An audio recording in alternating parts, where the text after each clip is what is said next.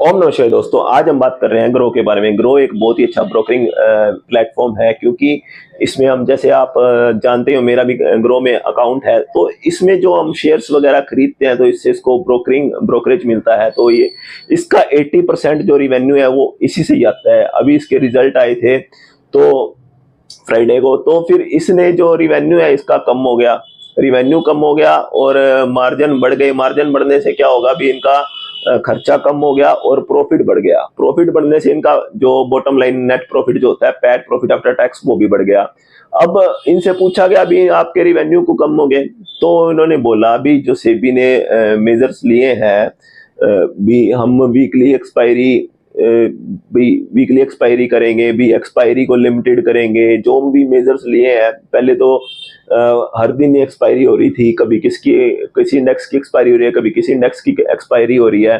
तो इन्होंने बोला भी हम ये जो सेबी ने मेजर्स लिए हैं फ्यूचर एंड ऑप्शन को कंट्रोल करने के लिए, उस वजह से हमारे रिवेन्यू डाउन हो गए और लोगों ने जो ट्रेडिंग है वो थोड़ा कम कर दी है करनी, क्योंकि इसकी वजह से हमारा जो भी पहले ऑर्डर ज्यादा लगते थे क्योंकि हर दिन एक्सपायरी होती थी, अब ऑर्डर कम लगते हैं तो रिवेन्यू भी कम हो गया। सीधी सी बात है। तो रिवेन्यू तो चलो कम हो गया, फिर उनसे पूछा गया अभी आपकी जो कॉस्ट टू ग्रो है वो क्यों बढ़ गई, जो इनको कॉस्ट पड़ती थी पर कस्टमर वो क्यों बढ़ गई।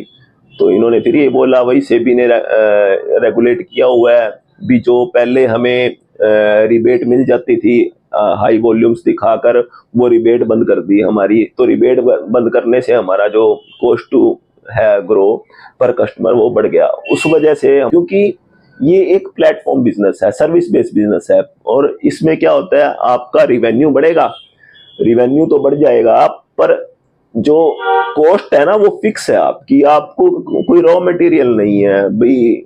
जो रिवेन्यू बढ़ गया तो सब चीज के महंगाई के दाम, महंगाई बढ़ेगी तो सबके दाम बढ़ गए, रॉ मटेरियल के दाम भी बढ़ गए। तो आपका कोई रॉ मटेरियल नहीं है, आप सर्विस बेस्ड बिजनेस है। तो सारा का सारा जो इनका ऑपरेटिंग लेवरेज मिलकर सब बॉटम लाइन में आता है। रिवेन्यू तो बढ़ गया लेकिन कॉस्ट वही है, कॉस्ट वही है, तो फिर इनका ऑपरेटिंग लेवरेज तो मिलेगा ही। ऑपरेटिंग लेवरेज मिलेगा तो फिर इनका जो है वो बढ़ गया। इसका आईपीओ आया था 100 रुपए के प्राइस पर, तो वो भी ठीक ठाक वैल्यूएशन मानी जा रही थी, भी कोई सस्ता आईपीओ नहीं है भाई। हाँ, महंगा भी नहीं है, सस्ता भी नहीं है, ठीक ठाक है, वैल्यूएशन ठीक है।